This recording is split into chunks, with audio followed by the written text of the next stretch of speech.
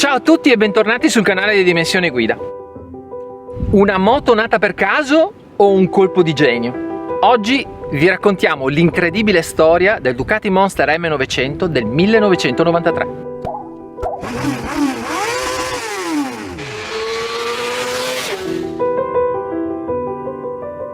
Per raccontare la storia di questo modello così importante per l'azienda di Borgo Panigale dobbiamo tornare indietro di qualche anno. Siamo alla fine degli anni 80, Ducati sta attraversando quello che probabilmente è il periodo peggiore della sua storia. L'azienda è di proprietà dell'EFIM, un carrozzone statale sotto la quale produce appena 6.000 moto l'anno. Moto che sono divise tra quelle motorizzate dal glorioso bicilindrico a coppie coniche e la serie piccola a cinghie dentate. Motociclette oggi ricercatissime dagli appassionati, ma in quegli anni certo non in grado di sostenere e affrontare la concorrenza soprattutto delle case giapponesi che nel decennio degli anni 80 spinsero tantissimo soprattutto nel settore delle moto sportive. E a questo punto accade il primo colpo di scena di tutta questa incredibile storia. Due rampanti imprenditori varesini, i fratelli Castiglioni, forti dei successi commerciali che sono riusciti a ottenere con le moto di piccola cilindrata negli anni 80, decidono di fare il grande passo. Il grande passo è l'acquisto di Ducati. Acquisiscono il marchio, ma acquisiscono anche tutto lo stabilimento storico nei pressi di Bologna. Sotto la gestione dei fratelli Castiglioni della Cagiva, Ducati riceve uno straordinario impulso. Il direttore tecnico, la direzione tecnica viene affidata all'ingegner Bordi, che si era laureato proprio all'Università di Bologna con una tesi su una versione a 8 valvole del pompone storico motore bicilindrico Ducati. Quel motore viene realizzato e viene subito utilizzato nelle corse. Sono gli anni in cui nasce il mondiale Superbike e Ducati è vincente fin dal primo momento, ricordiamo dalla prima gara di Donington vinta da Marco Lucchinelli, e si impone nella competizione mondiale vincendo il titolo già dalla terza stagione. I successi commerciali e quelli sportivi per Ducati vanno a braccetto, la produzione riprende immediatamente forza, numeri e il marchio Ducati torna ad avere quel fascino e quel prestigio di cui aveva sempre goduto. Però i fratelli Castiglioni si ritrovano di nuovo di fronte a un'altra sfida, perché la 851, ormai diventata 888, non è più in grado di sostenere la forza della concorrenza. È necessario creare qualcosa di nuovo, fare una nuova sportiva di punta. Il compito viene affidato a Massimo Tamburini, direttore del CRC, Centro Ricerche Cagiva, che nel farlo realizzerà quella che è sicuramente il suo capolavoro, la Ducati 916. Ma i tempi di realizzazione della 916 sono incredibilmente lunghi. La leggendaria, meticolosa dedizione che Tamburini mette nel realizzare le proprie opere, diventata ormai veramente proverbiale, sta allungando enormemente i tempi. Ducati ha bisogno di presentare qualcosa di nuovo sul mercato e non ha nulla a disposizione. E qua arriva così il colpo di genio. Il presidente Castiglioni in particolare si era accorto che molti appassionati avevano iniziato a togliere le carene alle moto sportive, dotarle di manubri alti per renderle più facili, più maneggevoli, meno stancanti, e decide di cavalcare questa tendenza del mercato.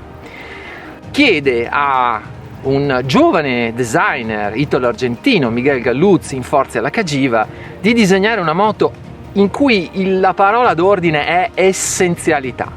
Quindi, come potete vedere, un serbatoio, una sella, una strumentazione. Le linee guida di questo nuovo progetto sono semplici: assoluta essenzialità. Attorno al telaio della 851-888, di cui c'è assoluta disponibilità e in cui viene montato il motore della 900 SS, un'altra sportiva di grande successo per Ducati, viene costruita una moto che deve avere il minimo possibile delle componenti e la massima facilità di costruzione, manutenzione e gestione. Addirittura la strumentazione in questa prima versione non ha nemmeno il contagiri, ha solo e esclusivamente il contachilometri e poche spie. Il fanale anteriore, questa è una curiosità, è quello del Dharma 900, cioè un ricambio a scaffale di una moto uscita di produzione da anni.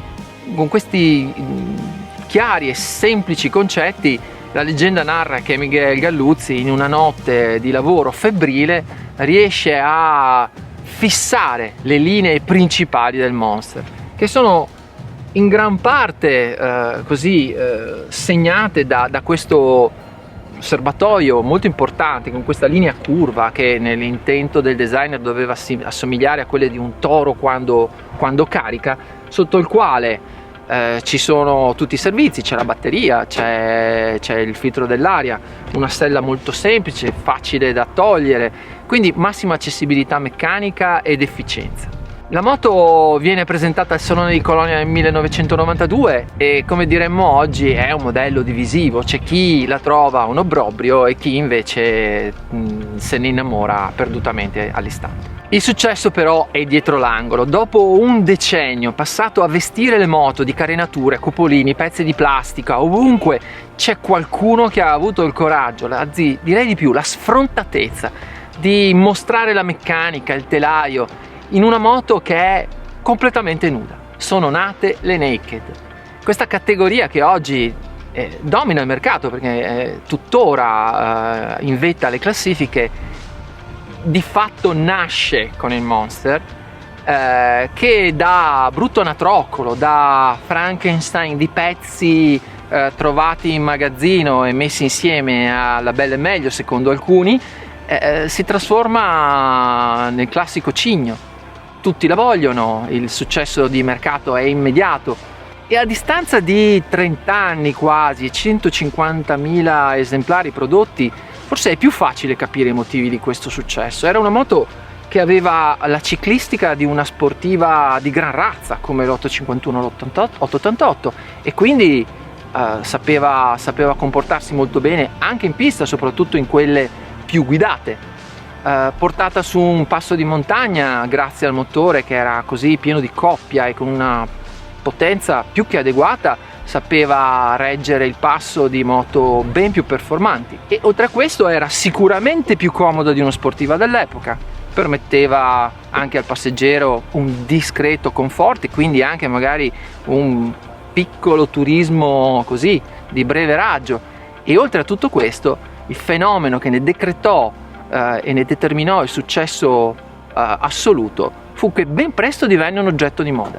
Era la classica moto che si poteva trovare davanti ai locali alla moda e spessissimo capitava che magari arrivasse qualcuno a chiederti che moto è, perché non l'aveva mai vista prima.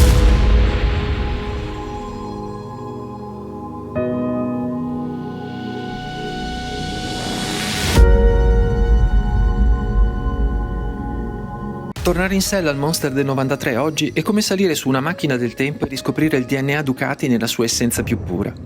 73 cavalli e 76 Nm sono i dati di potenza e coppia di una naked entry level di oggi, eppure il modo in cui il bicilindrico a due valvole raffreddato ad aria e olio e alimentato a carburatori li eroga li fanno sembrare tutta un'altra cosa. Nonostante il peso sotto i 200 kg e la sella molto bassa da terra, la moto incute un certo rispetto. Sarà per il rombo appena la si accende, per lo stacco della frizione a secco che ha un comando molto maschio e che richiede uno sforzo deciso per essere azionata, o forse anche per il ridottissimo angolo di sterzo ereditato dalla sua progenitrice 851, ma si ha subito la sensazione di doverle dare del lei. Non è assolutamente amichevole come potrebbe essere una moto di oggi di pari potenza o cilindrata. Guidandola però mi sento come quando rincontri una vecchia amica e scopri che il tempo l'ha resa ancora più affascinante di come la ricordavi. Tra le gambe stringo il grosso serbatoio fissato al telaio dal gancio di uno scarpone da sci che fa capolino da sotto il canotto di sterzo. Di fronte a me la strumentazione ben visibile, che dire minimalista è poco, e nella mano il gas per dare vita alla magia del Desmo. Ai bassi scalcia, è ruvido e ha un on-off per cui oggi sui forum ci si strapperebbe le vesti, ma appena supera i 3000 giri l'erogazione del motore diventa un velluto. Spinge sempre, morbido, con un sound travolgente più di meccanica e aspirazione che di scarico, ed è supportato da una ciclistica che non è un'esagerazione, è da campioni del mondo. Il telaio della plurititolata 851-888 è una roccia.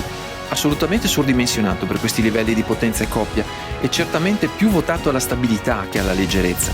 Ma dove lo metti, come si suol dire, sta. Al resto ci pensano le sospensioni ottime per l'epoca, con il monoammortizzatore progressivo Bauge, la forcella Showa all'interiore e l'impianto frenante Brembo che regge benissimo il confronto con quelli attuali.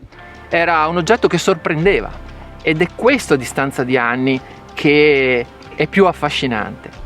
Di fronte a una sfida difficile, con pochi mezzi tutto sommato e dovendo anche riutilizzare delle cose che esistevano già, senza all'epoca grandi studi di marketing oppure chissà che indagini di mercato, l'intuizione di in realtà 3 personaggi fondamentali, cioè Claudio Castiglioni, Miguel Galluzzi e l'ingegner Bordi, ecco nato forse quello che è il modello che più di tutti ha contribuito ad arricchire la Ducati e a farla conoscere nel mondo e a portarla al successo e a quello che è oggi per milioni di appassionati in tutto il mondo. Quindi, grazie Monster, ci ha insegnato un sacco di cose.